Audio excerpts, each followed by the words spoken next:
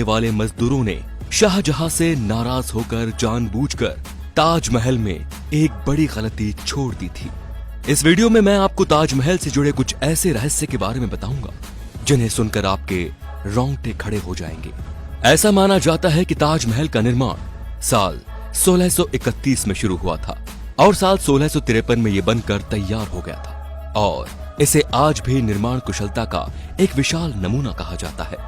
शोधकर्ताओं ने इस पर कई शोध किए हैं और उनका मानना है कि ताजमहल के नीचे 1000 से भी ज्यादा कमरे हैं। उनका मानना है कि ताजमहल जितना ऊंचा है ये धरती के अंदर उतनी ही गहराई में बनाया गया है। जिस जमाने में ताजमहल को बनाया गया था उस जमाने में किले से बाहर निकलने के लिए रास्ते बनाए जाते थे और ऐसा ही ताजमहल के अंदर से भी है। इसके नीचे से भी एक रास्ता है जो कहीं बाहर निकलता है, लेकिन ताजमहल के रहस्यमयी तहखानों की तरह उस रास्ते को शाहजहां के समय से ही बंद करवा दिया गया। आपको ये जानकर जरूर हैरानी होगी कि ताजमहल का रंग बदलता है दिन के अलग अलग पहर के हिसाब। सुबह देखने पर ताज गुलाबी दिखता है, शाम को सफेद दिखता है और चांदनी रात में सुनहरा दिखता है। ऐसा सफेद संगमरमर पर सूरज और चांद की रोशनी पड़ने के कारण होता है।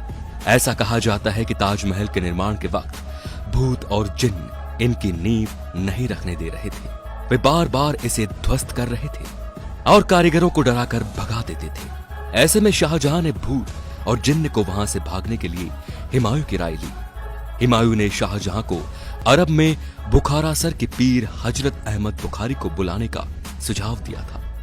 इसके बाद शाहजहां के हाथों नींव रखवाकर ताजमहल को बनवाने का काम शुरू करवा दिया गया।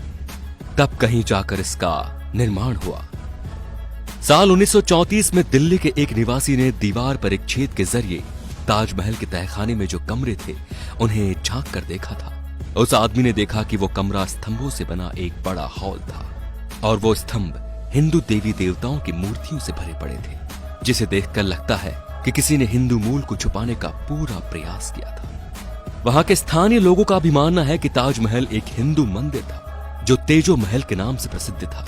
बाद में इसे ताजमहल का रूप दिया गया, परंतु सच्चाई क्या है ये कोई नहीं जानता। आज भी किसी को नहीं पता कि भारतीय पुरातत्व सर्वेक्षण ने 22 कमरों को इसलिए बंद रखा है ताकि इस कमरे में छिपी सच्चाई के चलते भविष्य में कोई दंगे न हो।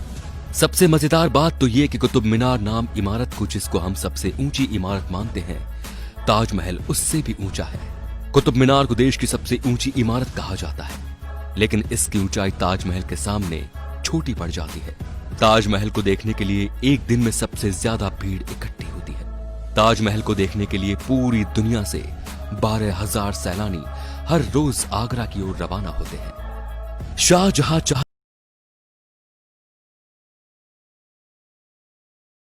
थे मुमताज के लिए बने सफेद ताजमहल के बाद वे अपने लिए काला ताजमहल बनवाएं, लेकिन जब उन्हें उनके बेटे ने कैद कर लिया तो उनके लिए सपना एक सपना ही रह गया। यदि ताजमहल की मीनारों पर गौर किया जाए तो आप देखेंगे कि चारों मीनारें सीधी खड़ी न होकर एक दूसरे की ओर झुकी हुई हैं। इमारतों का ये झुका हुआ होना बिजली और भूकंप के दौरान मुख्य गुंबद के ऊपर न गिरने के लिए किया था। कहा जाता है कि जिन मजदूरों ने ताजमहल को बनाया था शाहजहां ने उनके हाथ कटवा दिए थे। लेकिन इतिहास में वापस लौटा जाए तो ताजमहल के बाद भी कई इमारतों को बनवाने में उन लोगों ने अपना योगदान दिया था। उस्ताद अहमद लाहौरी उस पल का हिस्सा थे जिन्होंने ताजमहल जैसी भव्य इमारत का निर्माण किया था।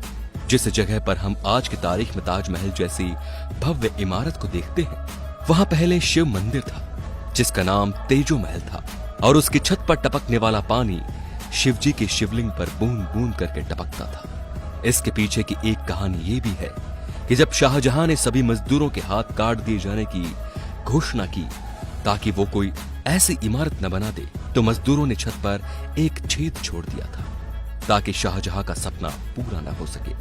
ताजमहल के कैंपस में लगे हुए सारे फव्वारे एक साथ ही काम करते हैं और सबसे आश्चर्य करने वाली बात यह है कि ताजमहल में लगा हुआ कोई भी फव्वारा पाइप से जुड़ा हुआ नहीं है। ये तो सभी जानते हैं कि मुमताज शाहजहां की पत्नी थी, लेकिन शायद ये कोई नहीं जानता कि वो उनकी तीसरी पत्नी थी।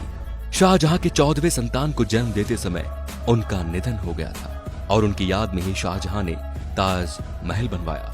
ताजमहल को लेकर कई कहानियां सामने आ रही हैं, जिसके अनुसार ताजमहल के नीचे के तहखानों में कीमती खजाने हो सकते हैं, क्योंकि मेटल डिटेक्टर से इनके नीचे कई तरह की धातुएं होने की पुष्टि हुई है। लेकिन आर्कियोलॉजिस्ट का ये मानना है कि इसके अंदर कई ऐसे ऐतिहासिक दस्तावेज भी हो सकते हैं जो हमारे इतिहास तक को भी बदल सकते हैं। इन तहखानों की खोज और उनकी खबरें तो काफी आई, लेकिन इन्हें कभी खोला नहीं जा सका। इनमें से कई दरवाजे तो खोले गए, लेकिन बाद में उन्हें बंद कर दिया गया। आज भी सभी लोग सेल्फी के दीवाने हैं, लेकिन जॉर्ज हैरिसन नाम के इस व्यक्ति ने फिश आइसलैंड्स की मदद से उस समय सेल्फी ली थी, जब सेल्फी का दौर नहीं था। दोस्तों, आपको क्या लगता है कि ताजमहल पहले सही में तेजो महल ही था? इससे जुड़े कोई साक्ष्य आपके पास हो तो हमें कमेंट करके जरूर बताएं।